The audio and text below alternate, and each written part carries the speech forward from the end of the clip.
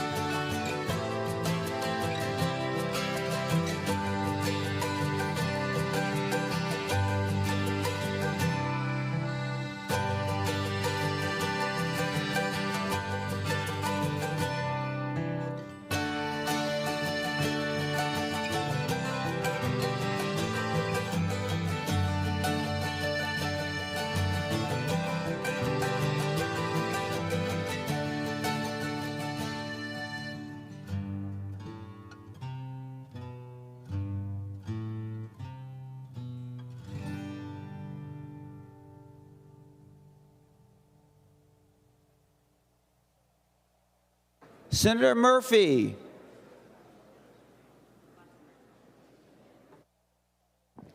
Mr. President, I move that further proceedings under the roll call be dispensed with and that the Sergeant at Arms be instructed to bring in the absent members. On that motion, all in favor say aye. All those opposed say no. The motion prevails. Members, if you'd be so kind as to stand.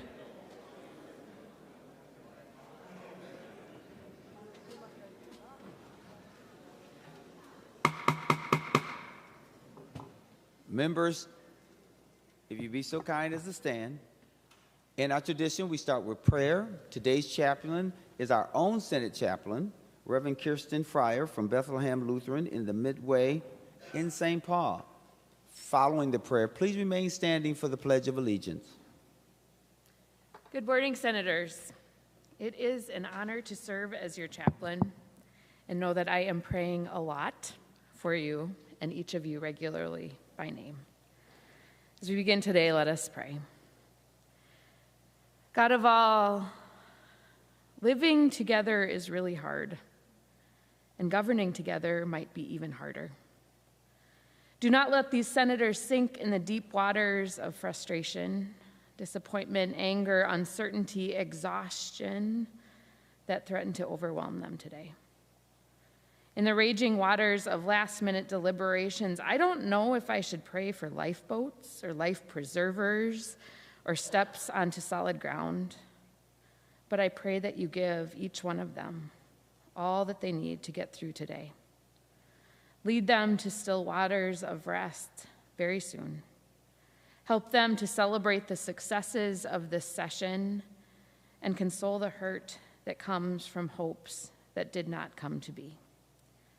Buoy these senators today in the hard work of compromise and set the course before them to accomplish what they need to do.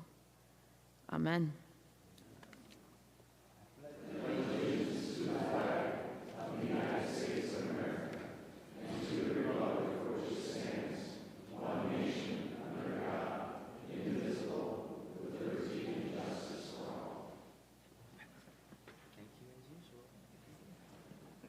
Thank you, members. The secretary will take the roll. Abler, Anderson, Barr, Bolden, Carlson, Champion, Clark, Coleman, Swadzinski, Dames, Dibble, Dornick, Draheim, Drazkowski, Duckworth, Farnsworth, Fateh, Frentz, Green, Grunhagen, Gustafson, Hoschild, Herr, Heinzman, Hoffman, Housley, Howe, Jasinski, Johnson, Johnson-Stewart, Klein, Coran, Kroon, Kunish, Kupek, Lang, Latz, Liskey, Limmer, Lucero, Mann, Marty, Matthews, Mayquaid, McEwen, Miller, Mitchell, Mohammed, Murphy, Nelson, Umu Verbaten, Pappas, Pa, Port, Pratt, Putnam, Rarick, Rasmussen, Rest, Seeberger, Utke, Weber, Wiesenberg, Westland, Westrom, Wickland, Zhang. Members, a quorum is present. Members, if you'd like to follow along, I'm reading from today's Senate agenda, which is dated Monday, May 19, 2025. We will begin at the third order of business, messages from the House. The Secretary will read the message. Mr. President, I have the honor to announce that the House has adopted the recommendation and report of the Conference Committee on Senate File Number 2298 and repassed said bill in accordance with the report of the committee, so adopted. Senate File Number 2298, a bill for an act relating to housing, establishing a budget for the Minnesota Housing Finance Agency, making policy, finance, and technical changes to housing provisions. Senate File Number 2298 is herewith returned to the Senate. Signed, Patrick Duffy Murphy, Chief Clerk, House of Representatives. Members, no action is required. We'll move to the eighth order of business, which is introduction and first reading of Senate bills. The bills listed on today's introduction calendar are given their first reading and referred as indicated with the following changes. If you look at page 1, you'll see Senate File Number 3543, and that bill has been referred to the Committee on Taxes. As I mentioned, members, we will the bills listed on today's introduction calendar are given their first reading and referred as indicated. We'll now proceed to the ninth order of business, which is motions and resolutions. We will adopt the author's motion as one motion. All in favor say aye. All those opposed say no. The motion prevails. Members, for your knowledge, Senate Resolution number 52 will be referred to the Committee on Rules and Administration. And remember, no action is required. I'll now recognize Senator Murphy for a motion. Senator Murphy. Thank you, Mr. President. Members, I'm going to move a recess to the call of the President. Members,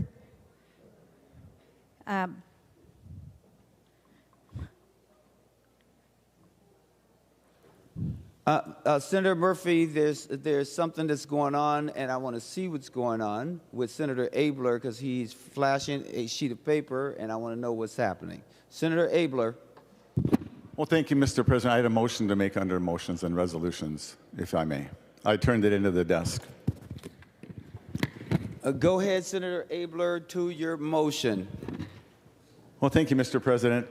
I appreciate that, and I guess I better read it here. So I move that Senate File 3529 be withdrawn from the Committee on Finance, given a second reading, and placed on general orders. Senator Abler moved that an urgency be declared with... No, that's the first. Senator Abler moves that Senate File number 3529 be withdrawn from the Committee on Finance, given a second reading, and placed on general orders. To your motion, Senator. And thank you, Mr. President. Just as an order of precedence, this motion would take 34 votes. The urgency to take it up right now would take some supermajority. So, Mr. President, Senate File 3529 is a bill that talks about funding operations for continuing state government. And it appears we're not going to get done on time. And so I think this is something we want to consider moving and getting going. Simply, it says that if we can't come to an agreement on any particular area by the time we get to the end of June, that agency would be given 1/12 of the monies it's got each month. Like you take the money that they would have got divided by 12, and they get 1/12 of that money from last year's money with no one-time money. And the reason I'm bringing this forward, Mr. President, is that as I watched the leadership and I watched the engagement of the governor's office with our committee, that they are very interesting to deal with, shall we say, Mr. President. I've been waiting for the House to call a meeting of our Human Services Committee, and they seem to be disinclined to do that. We're working behind the scenes the best we can. And so it just may well be, Mr. President, at some point we're going to need this resolution. And so, I don't know, if you saw the paper, there was a tall ship that crashed into the Brooklyn Bridge. I want to avoid that. And so, Mr. President, with that, that's why I'm asking for this motion. Senator Klein. Mr. President, I request a roll call. Roll call requested, roll call granted. Senator Murphy. Thank you, Mr. President. I'm wondering if Senator Abler would yield. Senator Abler, will you yield? Of course, my good friend will yield. Senator Murphy. Thank you, Mr. President. Senator Abler, it's so nice to see you looking my way with a smile on your face. Yeah, my mic is on. Senator Abler, is there a House companion to this piece of legislation? Senator Abler, to the question. Well, actually, I sent it to Representative Doe. I don't know if he dropped it or not, but that's my best answer. Senator Murphy. Mr. President, Senator Abler, what would happen to the conference committee reports related to budget that have already passed this body and the other body and have gone to the governor for signature? Well, thank you, Mr. Senator President. Abler, specifically to the question, please. Well, they would be fine. And, Mr. President, I didn't intend to have a long discussion on this. I don't intend to take it to a vote. But I do intend to be a voice of those people who want to get something done, who are trying really hard, which I think is most of this body. And I'm just urging all of us to keep working together. Just as I've been dealing with the governor's office and some of the departments, they've been helpful, but not really. And I think that we all need to find a way to work together and get things done, which is what we all want to do. But I do suggest that as we get closer to the end, I want nothing to shut down. And this is one model that it might work. And so I wanted to bring attention to that. And, Mr. President, with all respect to my good friend, Senator Murphy, I would like to withdraw my motion. Thank you. Abler withdraws the motion. Senator Murphy. Thank you, Mr. President. Thank you, Senator Abler and members.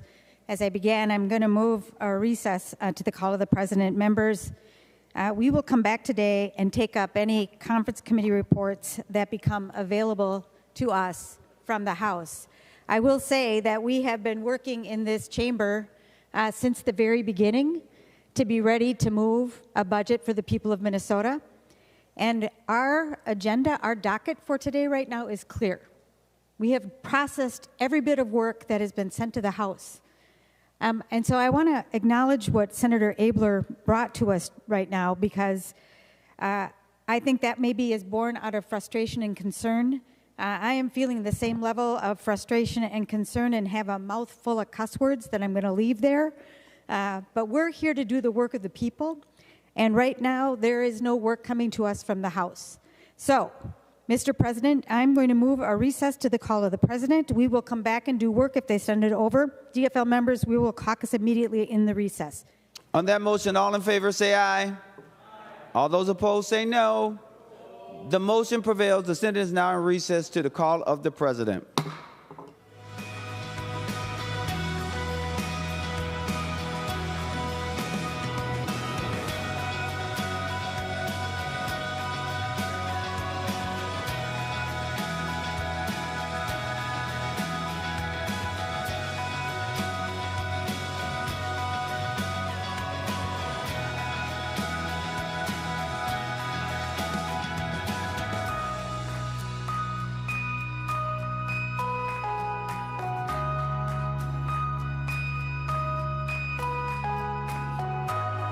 Happy to be here with you on May 19th, the last day of this year's legislative session.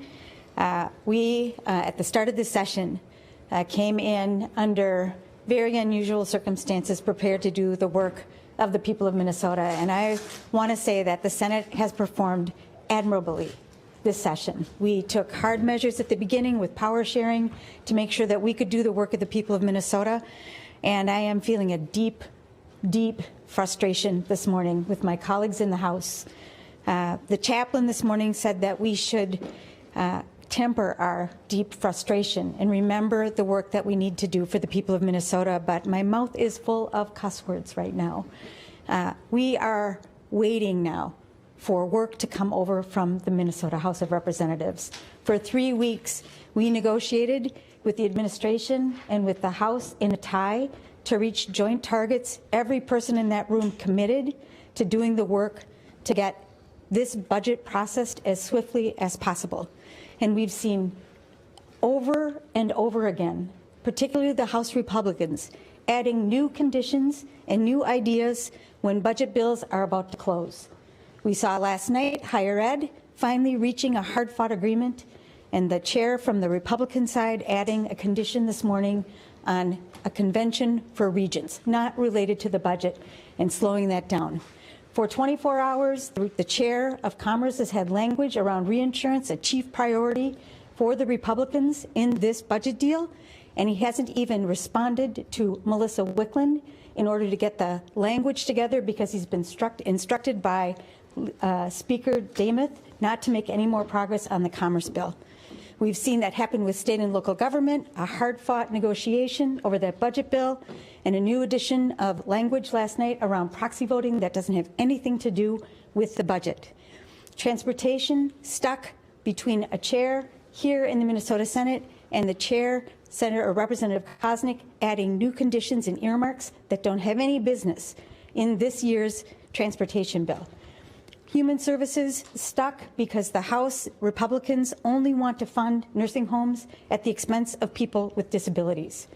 We have worked all session long in bipartisan form to try and find a resolution for Minnesotans with this budget. And today we've come in, we have begun our session, and we're going to caucus and recess because the House has not delivered any more work for us to process. It is deeply frustrating. I knew that we were going to held into a special session, and that's okay if we need to finish up our work.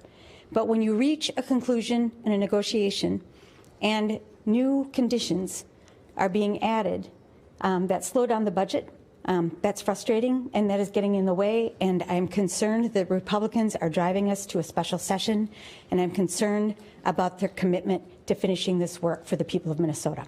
So it sounds like this whole budget deal, you're saying, is derailed by last-minute additions. Is that fair? I think it is not derailed, but absolutely slowed down to put us into extra innings and perhaps open up a different negotiation. We need to finish the work. Is this, in your eyes, the fault of House Republicans, DFLers, both?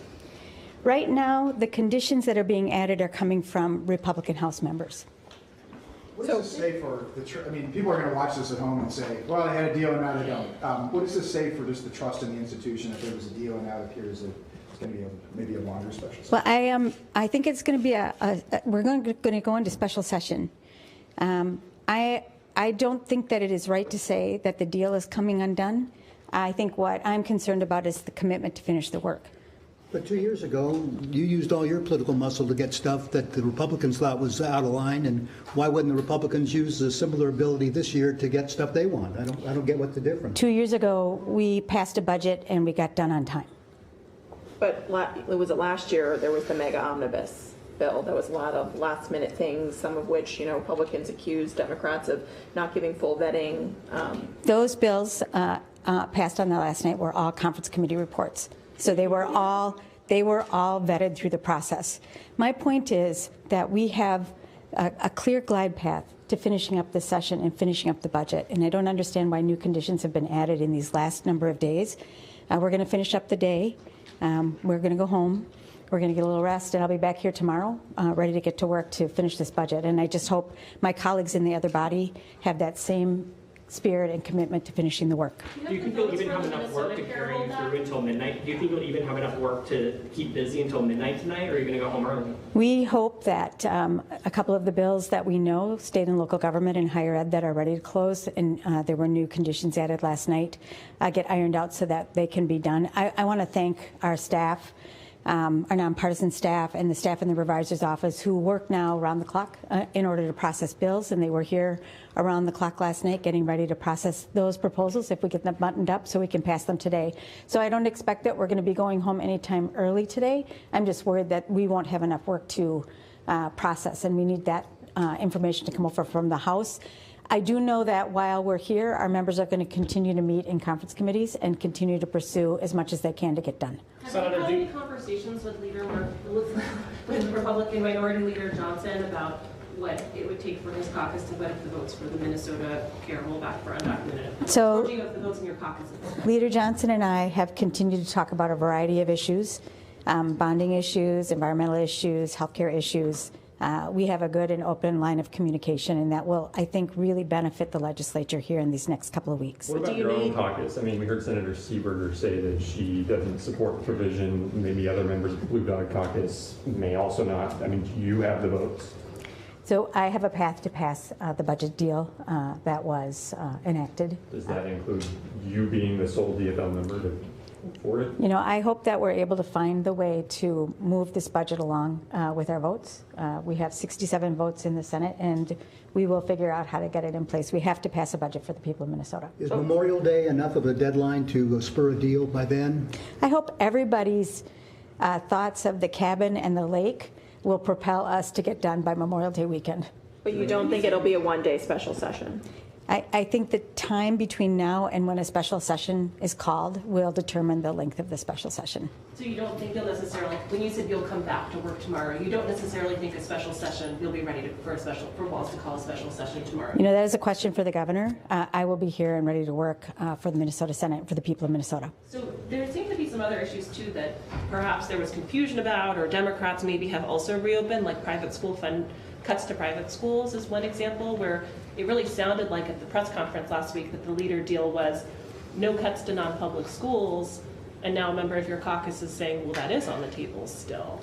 So there's some confusion about what's in the deal. No, I don't think there's confusion from my perspective at all in what is in the deal. I think Speaker Demuth doesn't support that and was speaking on her behalf. That issue will be resolved in the conference committee.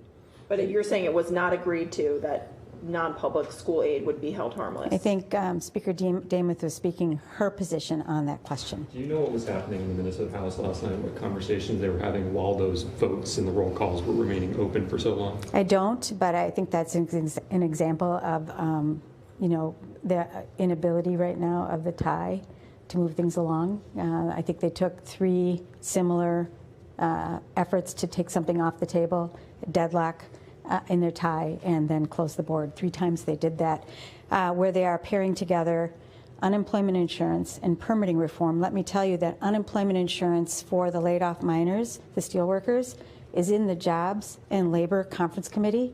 And if we want to get that done, we should get back to work in that conference committee. But right now, Representative Dave Baker only seems to want to talk about paid family medical leave at the expense of doing that work. How do you defend the lack of transparency here at the end? I get very frustrated with the way the legislature in general has moved away from open and public conference committees. It's something that I have been very vocal about with my colleagues and with the House and with the administration. I think it is important that we're meeting in public. But right now, I think that there are forces that are making that much more difficult. And some of that is about the tie in the House. But I think we are better off, always better off, when the work of the conference committees are happening in public. Was it your understanding of the deal that the agreement was to not pursue additional changes for paid family leave? Because that's also seemed, like you mentioned, Representative Baker and Speaker Dameth had said twice, it seemed, that there were no other changes in the deal besides the maximum tax cut, but now they also still seem to be saying that just because it's not in the deal doesn't mean it can't still be in play. I mean, I've seen a number of things that we resolved in the negotiation around joint targets that continue to come up from the House Republicans. And that's one of them. Like, you think you've resolved, your understanding was you walked away from the agreement with an agreement to not make more changes to paid family. Yeah. Okay. So last week you said this was your most difficult session. That was last week. How are you feeling this morning? I would say that's right. It is hard. This is always a difficult time of the year. We have to make hard choices. Things that people really hope for aren't going to happen. They're letting that go. That comes with a lot of feelings and a lot of emotion. So we're always, a little overtired. We're disappointed. Those things are normal.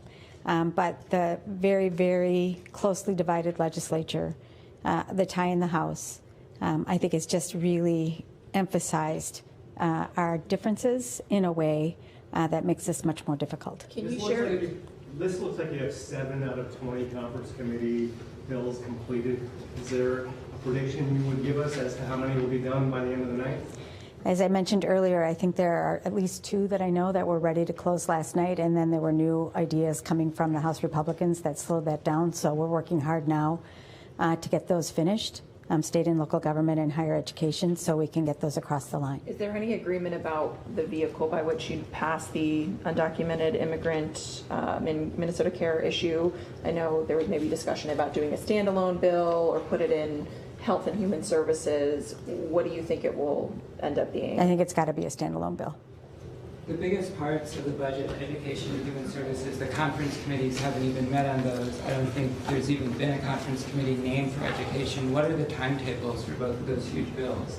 So you will see us, I think, beginning tomorrow, forming working groups. There'll be the conference committees that we know and working groups for taxes and for K-12 education so that work can begin.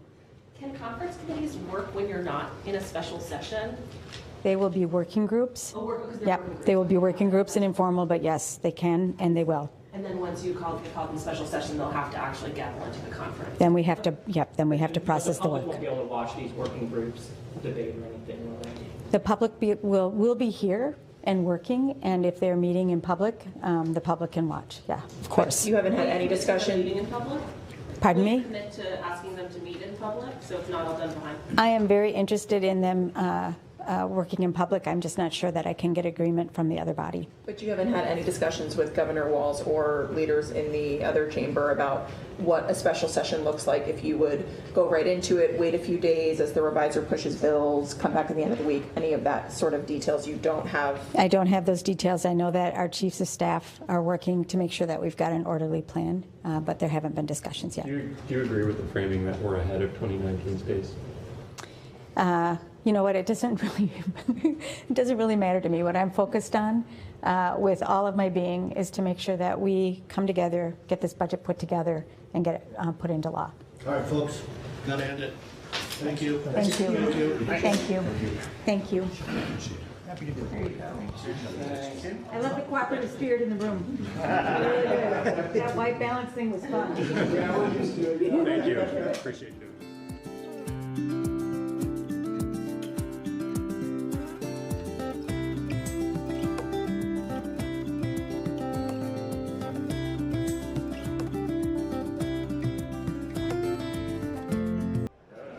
All right. You're good to go. Well, welcome to the last day of session.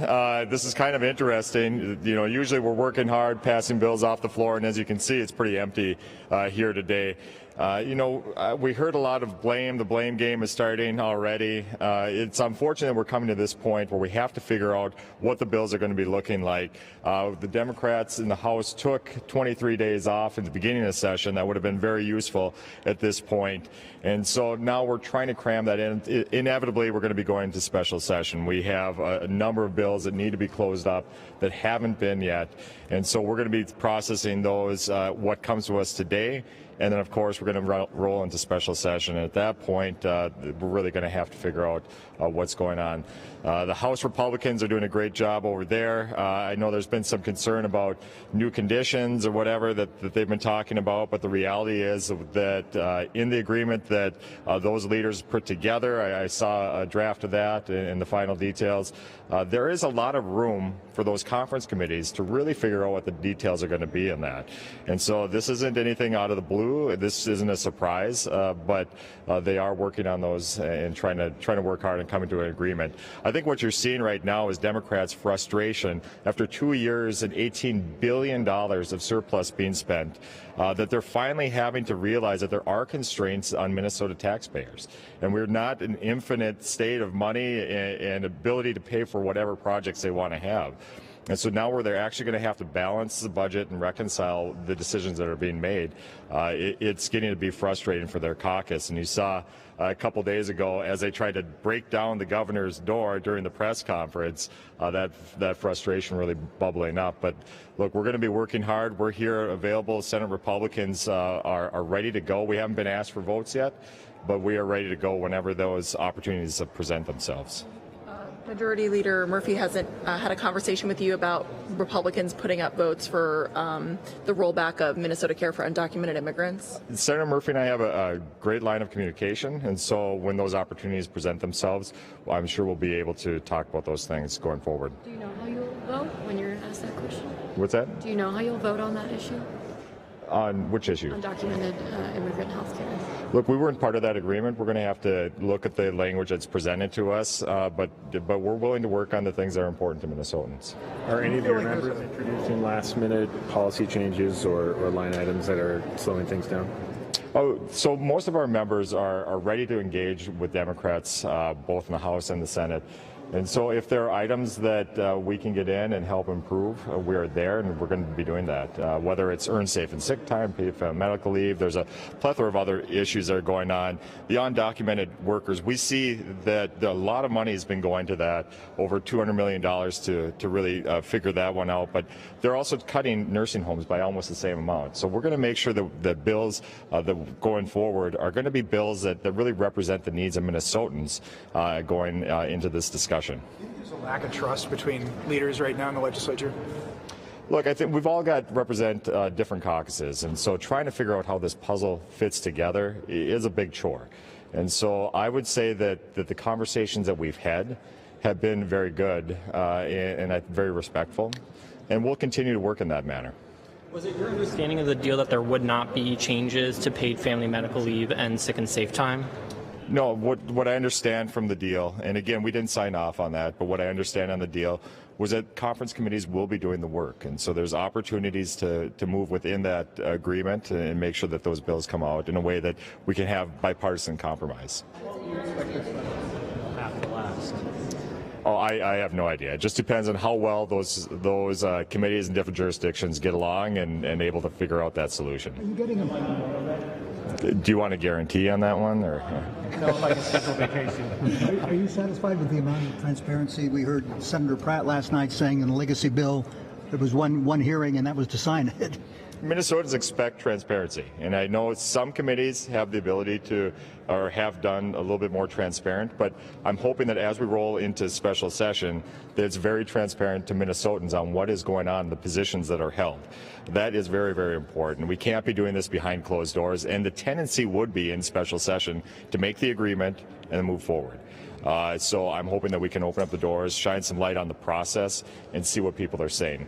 I know you didn't sign the agreement, but another kind of point of conflict over what's actually in it seems to be on the private school funding and whether there was an agreement to not cut aid to non-public schools. What was your understanding of where everyone landed on that? So again, that was one of those issues that I didn't see within the agreement, so I don't know exactly. I think that's something that was left up to the conference committees themselves to determine on that one as well. But I know the House has a very strong, House Republicans have a very strong position on that.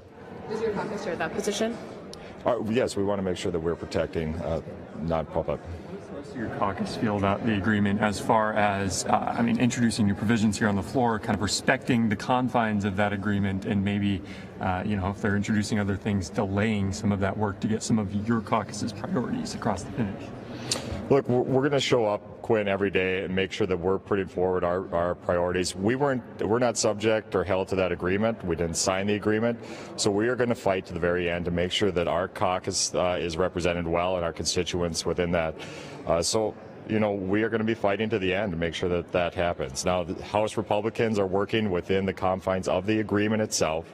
They're not adding terms that are blowing up the overall global agreement, but trying to figure out a way that they can move forward with the votes in their caucus and in the House Democrat caucus to move those bills over to the Senate. Just to be clear, are you saying that you don't agree that the House is holding things up? Do you have a different understanding of why things are? Yeah, I would say that they're working within the agreement and trying to make sure that their caucus is getting their issues pushed forward. So I don't think they're holding things up or not arguing in good faith or discussing these in good faith. I think what they're doing is simply trying to get through the conference committee so they can get the votes from both sides to move it forward and move it over to the Senate. What's your understanding of what happened on the House floor last night with the repeated votes and the keeping the roll open and the conversations that were apparently happening in regard to things? Quinn, I'm not real familiar with what happened there, but it sounds like typical day at the House. So, You compare this to 2 years ago? 2 years ago, when the Senate Republicans were in the dark the whole time and got rolled on everything going forward, I think it's actually nice to have half of the state represented again by a tied House and a strong Republican caucus in the Senate. We saw, taxes get raised by $10 billion. We saw $18 billion of surplus being spent that year. And then we also saw a number of huge social issues get pushed through despite the objections, despite the offer of Senate Republicans and House Republicans to work together to figure out solutions. So this year, when we actually have to work together, you see Democrats either not showing up to work or throwing a fit in front of the governor's office. That's not how we do it. We sit down, we get together in these meetings, we try to work things out and put things together. We have to compromise, and that's the name of the game this year. And it seems like there are those who don't want to do that. The Taxes Committee doesn't even have a conference committee yet. Do you think there's any chance that there might be, after that bill goes through conference, new revenue, new taxes for the people of Minnesota? Senate Republicans are dead set against raising more taxes. They've already done that, $10 billion over the last 2 years. We do not need new revenue, and we are not committing to any sort of tax increases. That is just off the table for us. Are you opposed to the cannabis tax increase? Look, we said no tax increases, and so that applies to everything. Is no tax bill an option? Of course, you don't need one to continue government. We don't need one, but again, we're in the minority, so we don't get to control that. So, right, guys, thank you, everybody. Thanks. Thank you. Oh my God.